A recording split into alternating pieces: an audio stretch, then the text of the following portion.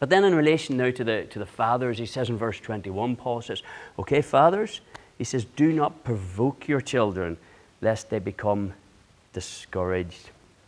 I suppose as dads, we need to be very careful with this, that we don't place unrealistic demands on our children. You know, I'm sure we've all saw this or experienced it somewhere at some stage, whether it's on the football field or maybe in the academic arena or whatever, just parents putting such pressure on their children. Maybe it's a failed football fella himself, and he's trying to outlive his football career through his son now or something. He put such pressure on his child to perform in that, and you know, that's not an encouraging place to be at all.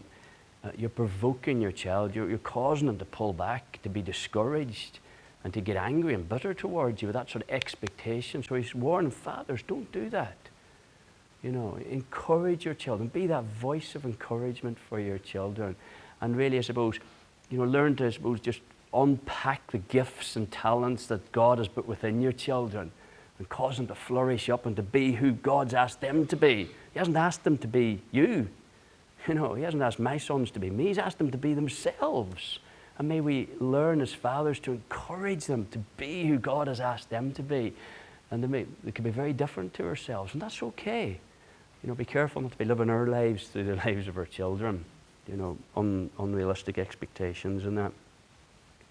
So we're not to provoke them. And in that Ephesians 6:4, he goes on to say, fathers, do not provoke your children to wrath, but bring them up in the training and admonition of the Lord, or the instruction of the Lord. So fathers, again, part of your role in that role as a father that God has called you, to really to set that spiritual tone, that climate in your home as well. To see that's important. Fathers, he says, bring up your children in the training and instruction of the Lord. And so often we sort of go, you know, sure, I go to work, and sure, my wife can do all that.